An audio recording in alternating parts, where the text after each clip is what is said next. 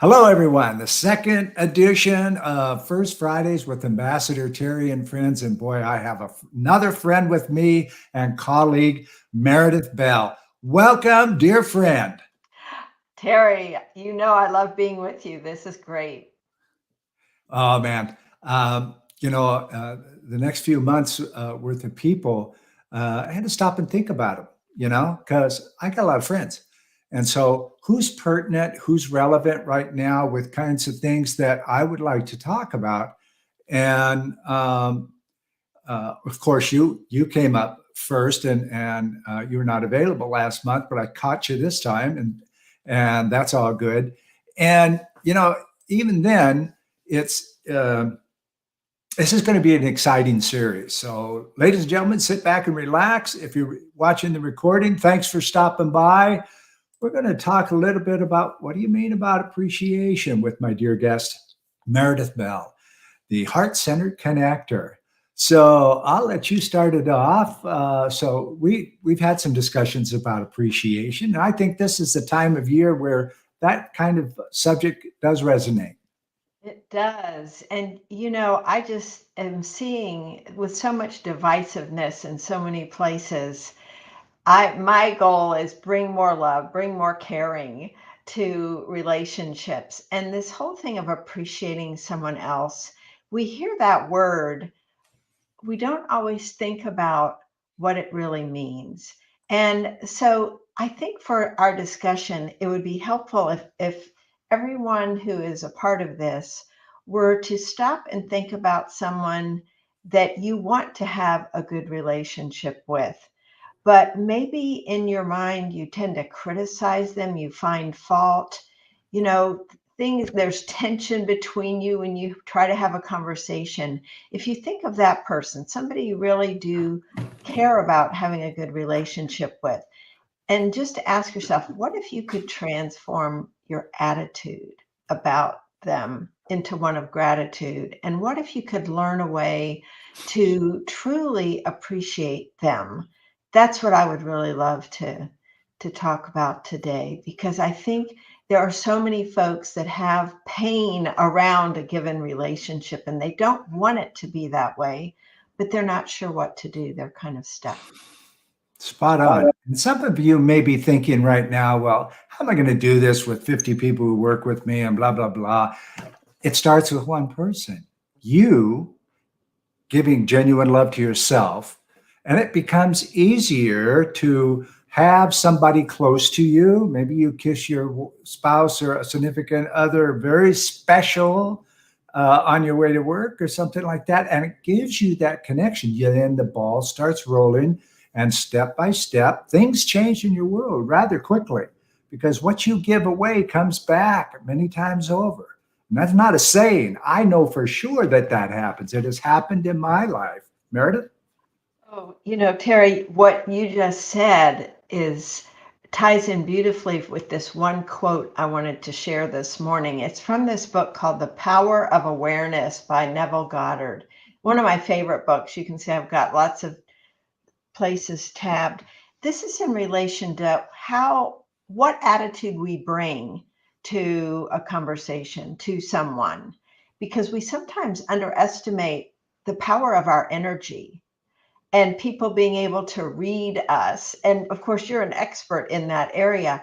But I want to just share this quote because I think it jumped out at the page from the page to me. And I'm wondering if it'll resonate with you and our listeners. Here's what he says: what appears to be solid reality is actually the result of expectations or assumptions.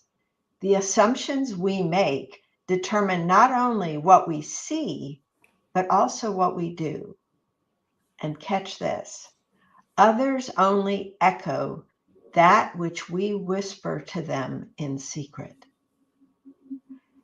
Others Oh, that only is, echo what we whisper to them in secret. So, what that meant to me when I read it was, oh my gosh. So, if I come to somebody and I'm on edge, anticipating there's going to be conflict or friction or something, they pick that up and they respond accordingly before we ever say our first word. Oh, is that resonant? You know, I'm always quoting, presence is a point where manifestation becomes action. As soon as you're present with yourself and you release the fear of the past and the anxiety of the future, all you have left is what you're trying to find. And it comes to light. Manifest means comes to light. You start thinking about it and it comes, you Mhm. know? And I think that tags well with that. Oh, what a quote. That is That's, deep. I love it, I you knew you know? would like that. And so what immediately came to mind for me was, um, what's in it for me? Well, what's in it for me in today's vernacular really is think about self first. Don't, it's not being selfish. Think about self first. And then by becoming love in myself and think about me and how I can move forward and how it affects me. Because a lot about what we're talking about with appreciation today is genuine appreciation for others after you appreciate yourself. You look at that person in the mirror and you go, you know what? You're a good guy. You're a good gal. You are an all right person. Yeah, you have your quirks, but forget those today. Just be that loving person that you are when you have your dog or your cat in your hand. It's no different. Love is love, you know? So, yeah, I loved it. That was great. So, thinking about that now, to think about, all right, practically speaking, what does that mean? What can I do? And I learned something else from Dan Sullivan. This has been from a podcast he and Joe Polish did years ago, called 10X Talk. And Dan Sullivan is the founder and CEO of a company called Strategic Coach. He and his team work with entrepreneurs to help them be more successful. And and Dan is one of these constant learners. And when he said what he said, I just immediately resonated with it and absorbed it and made it my own. And what he did is he went deep with this word appreciate in a way that I had never thought about before. And I think that it would be useful to talk about that so people can think about, wow, how can I do that with this person? And really, you can do it not just with the one person I mentioned at the front end, but everyone that you work with or live with. And I think it would be cool to start with his definition. He's big on the big old Oxford English Dictionary. And so there were two definitions for appreciate that he pointed out affect how he approaches others. One of them is more in the military sense. And Terry, with your background in the military, I know you'll appreciate this. It's the idea of scouts would go out to appreciate what the enemy or the other side was doing, and what that meant was to have a complete understanding of the significance of what they're doing. And so when you apply that to a person, you give thought to appreciating their significance, their importance to you in your life. Because if we have somebody we've been having friction with, it's so easy to focus on their faults, their shortcomings, what they're not doing that we wish they would do.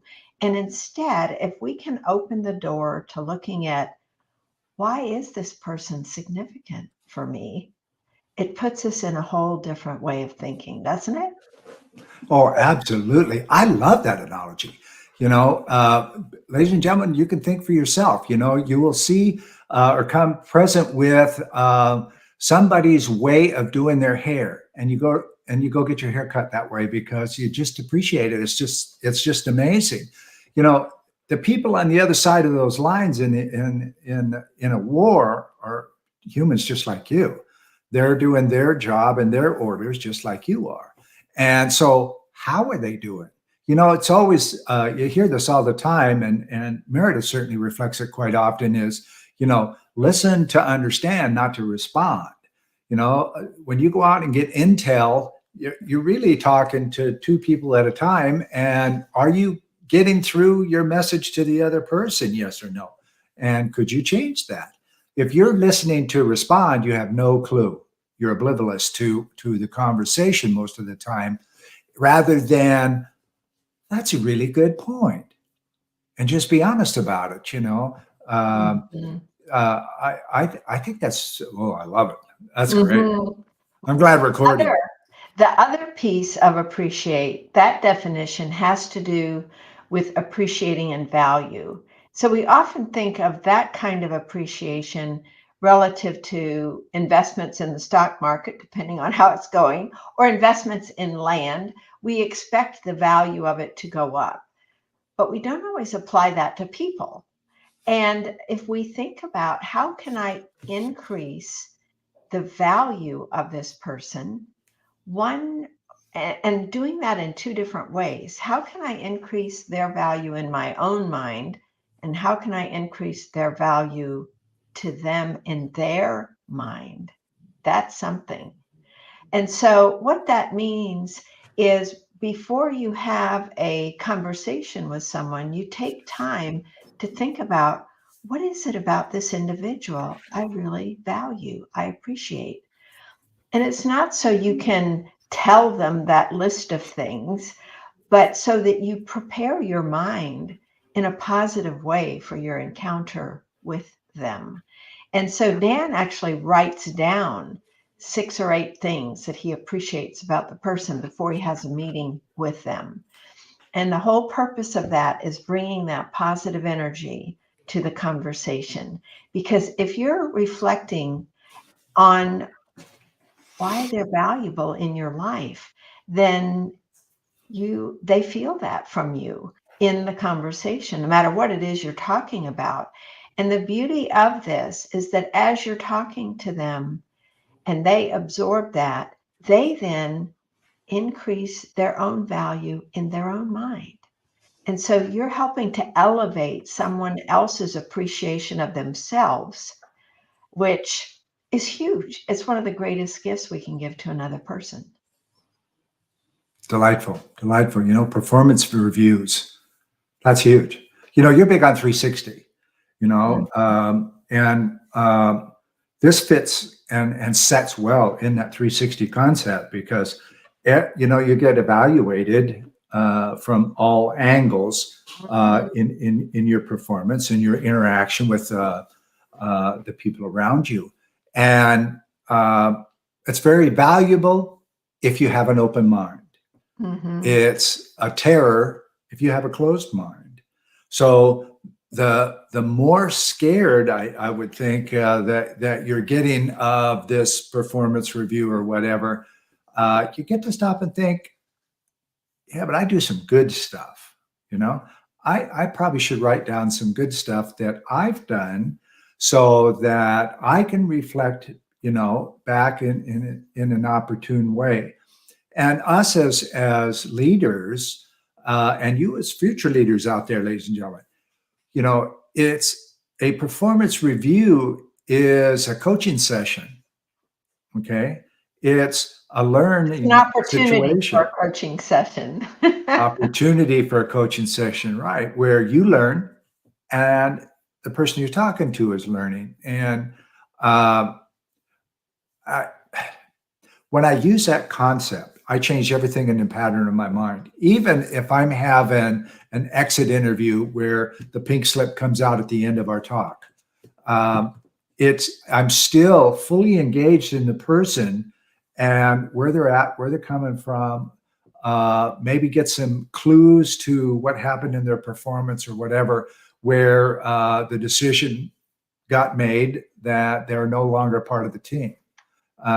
So that's hard to do as a leader. You'd rather just go, you're fired. Sure, that's the easy way. But who learned from that? Who got better? How's that person going to their next job with what you taught them rather than what you showed them, and now they're going to do it to somebody else? There's perpetration there, Mhm. perpetuity. So yeah, Meredith. Yes. Well, just as I was listening to you, Terry, I was thinking we all have this opportunity to help someone in the moment to feel better about themselves and grow versus what often is a pattern of criticizing, judging, thinking that kind of corrective language is going to land well, when in fact it's a turnoff. Mhm. Kids don't even like to be talked to, from a critical and judgmental perspective, and adults hate it. And yet, for some reason, even though we don't like to be talked to that way, we think it's sometimes okay to talk to others that way. And in reality, it really puts a wedge in the relationship, because a relationship has to be built on trust that the other person does care about us, and has our best interest at heart. And if we're pointing out only the shortcomings and flaws of someone, and trying to set them straight, it's not going to sit well. And so that's why, to me, having this attitude of appreciation, of gratitude for this person when I encounter them, then what flows from my mouth is going to be words that are more supportive of them. Even if I need to address an issue, it will be done from the place of caring about them and their growth and the impact that this will have on them for the long term. And I think sometimes we're too short sighted in our Mhm. desire to address something quickly and then move on to the next thing. Yeah, a lot of that comes from the uncomfortable part of it. I'm uncomfortable doing this. I'm just going to get it over with. Hmm. And nobody wins. There's no win-win there. Right. And ladies and gentlemen, it's not about win-win. It's about learn and learn. It's about being human, authentic, and just be yourself. It's a lot easier for you to be yourself, and have people know, love, and respect you for who you are, not what somebody perceives your position to reflect. Hmm. Some of the best leaders in the world, I often bring up Sir Richard Branson, the owner of Virgin Group. He's a terrific fella. He's often quoted as, take care of your employees, they'll take care of your customers. Hmm. When all of this mass exodus out of corporations and companies happened, didn't happen at Virgin Group. They're happy people. Okay. They like going to work, and they like working for people that and their customers, and they know their boss has their back and loves and respects them no matter where they are in the corporation. You know, Hmm. he did something very powerful the other day. He allowed his Virgin Air people, the online people, to wear whatever uniform they wanted. If it was a man, wanted to wear a skirt, wear a skirt. Be who you are. Be and project the real you, so that you can be authentic and have love for yourself and give love to people. You know that is powerful, and that's way out of the norm. But guess what, ladies and gentlemen? The old norm cannot exist in the future. Today and tomorrow, it cannot affix. It won't work. And you're seeing it in the news all the time, where people just don't want to come back to work. In Hmm. fact, when they apply, this was great. New York Times had an article about it. When people get ready to apply for a position at a company, they research the company for the culture. Hmm. Am I going to fit in before I do my job? Do I Hmm. even want to fit in before I do my job? You know, think about that. That is so powerful. And I'm loving it. I am absolutely loving it. I just wrote a book on consortium, where people is the basis, the center of what happens, and their achievements drives the company, not the goals and timelines. And you have written 3 books now, on effective communication and different leadership, and you teach and reflect on that, really, don't you? Oh, yes. Yes. I mean, communication skills are the foundation of, effective leadership. And that goes with personal leadership or positional leadership. If you're going to try to help get the best out of a team that you're responsible for leading, or that you're a member of, or a project leader, the ability to communicate clearly and openly with people. And one of the key communication skills that ties in with this whole aspect of appreciation is expressing appreciation, giving people positive feedback more often than constructive feedback.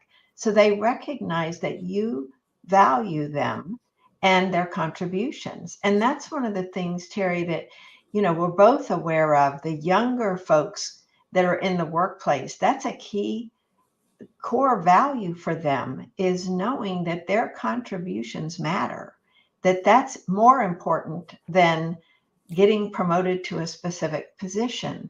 And I just think we have to be aware of that. It's a fundamental human need, but the younger workers are more open about stating that as a requirement. Like you say, they want to find out what the culture is like, because they're going to be involved with a lot of their waking hours in that Yeah, organization, and want to be in a place where they feel that, they are valued, that they count. absolutely. Absolutely. I have two key points from that, really. And that is the first key point: people don't join a company anymore with the idea that they're going to stay there for 30 years. They Hmm. know they're going to stay there for a while, and they're going to get to a point where they may want to do something with somebody else, or they get recruited and they're open to that. And so the overall culture is changing at all levels. Okay, Yes. it's not unusual anymore for a CEO to only spend a few years at some place and take off. Okay, and it's Hmm. time to go somewhere else. Here's the other key: cell phones. Everything in our world today is live, anywhere in the world at the moment it happens. So a lot of things that companies hide or stretch the ethics of their companies and their culture is caught live time. Okay, you can't hide Hmm. this stuff anymore. And for those leaders out there that are trying to work in that old paradigm, good luck, because you're going to fail. You're going to get caught so easy, and just working around that, imposter syndrome comes up. That's the person who just drives themselves uh, manic because they think they're a failure, and they're going to get caught at any moment. So they got to keep going, keep going, keep going. Makes an outstanding, productive employee, but at some point, a lot of them crash. And Hmm. somewhere around 70% of executives out there today have some form or are being treated with some form of imposter syndrome. And that's a tragedy, because there's things to be done about that, and really proven ones. Meredith?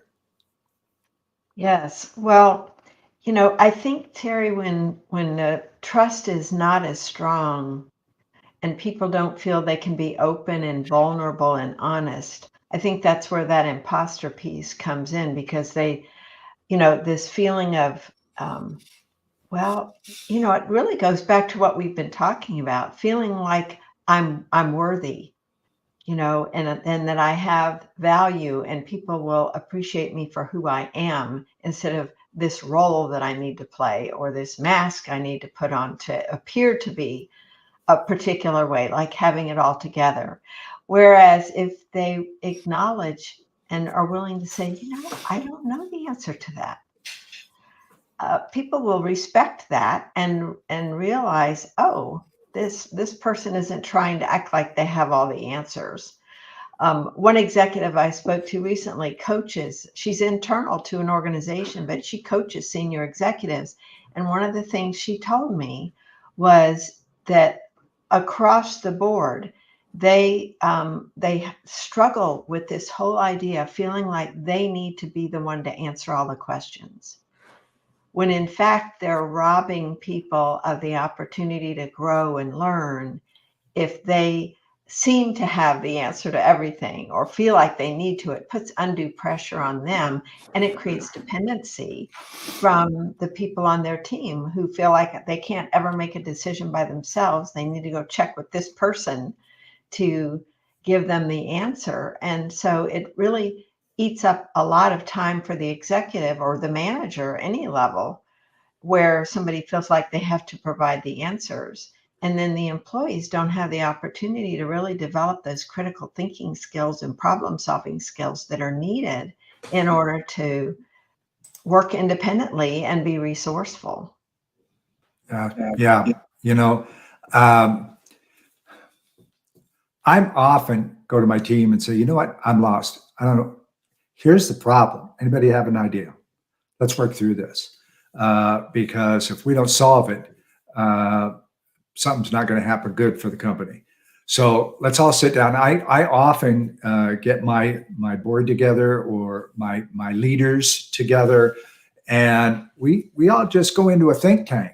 Okay, here's a problem. Let's share it first. Let's all own part of it because it is part of us. And now, what can we do to change it? Mhm. Not me as the leader, and certainly nobody knows everything. That's just the way it is. Computers don't know everything. So living with that is from my people's perspective. They're going, wow, he cares about me. He wants to know what I think. And he really genuinely wants to know what I think. I'd follow this guy into hell because he could bring me back, and that's important. It's well, here's a perfect example. Every one of us are born with love. Look at a baby sitting in a nursery. Anything and everything is love. They learn filters as they grow. And we already have a base personality when we start, and that personality can change as we interact with life as a whole. And the people we love and trust the most, how they act, will start reflecting. And the key here, ladies and gentlemen, is that personality of that little baby with all the love has never left you. It's still there. If you allow that little baby with the love who's out to learn, not to make failures, but out to learn, no matter what the outcome of an event or a project or whatever you come from, it is to learn to move forward, not pass or fail, or any of Mhm. those limiting beliefs that were so prevalent. Well, late last century or earlier, when Meredith and I were in school, it was either left or right. There was no, well, how about this or that? This is the answer. That's the one that you're going to use. That's not true anymore. We have people that are thinking. They're actually thinking about, how can I be better? How can I do this better? Because I'm sick and tired of bringing this home, Mhm. because I can't figure it out. However, if I figure it out and work with everybody with me, I finish earlier. We're all more productive. We do better. We make more money for the company. And I get to go home at the end of the day Mhm. and not work till midnight. You know, that's powerful. And we as these, well, I'll be 70 very shortly. Uh, we get to stop and go, you know what? Listen to these people. They have a whole new perspective. They grew up with one of these in their hand, and they are on time and in tune, and we're not necessarily there. They are a wealth of information and inspiration if you give them the time. It's all Mhm. about what we've been talking about today, and that's it. Simple appreciation for those around you, Mhm. you Yes. know, and what it And can do for you. tying in with what you were just saying, Terry, about beliefs, that's really one of the things to keep in mind when you look at how can I appreciate this person. Sometimes we have very narrow beliefs about someone. We make assumptions about who they are, their motivations, why they say the things they do. And if we would slow down long enough to be curious, genuinely curious, and ask them about what's going on, where are they coming from? That's huge because it helps us expand our beliefs about who they are and their capabilities. There's always more depth than we can see to individuals. But too often we're very busy on getting this task done or that done and moving from one thing to another. And if we slow down long enough to invest some time in learning more about the person and coming to genuinely appreciate their value, it saves us time down the road because we have that fundamental trust that's been built. I love it. What a way to end the show, my dear friend, Meredith Bell, the Heart Centered Connector. You can find her here on LinkedIn and social media. She's everywhere. And if you haven't talked to her or connected with her, do so. She's an incredible person. And I'm your host, Terry Twin Nichols. And we'll be back first Friday next month with another guest. And thanks again, Meredith. This was just wonderful. Thanks, Terry. I loved our conversation too. Good. Bye-bye for now, ladies and gentlemen.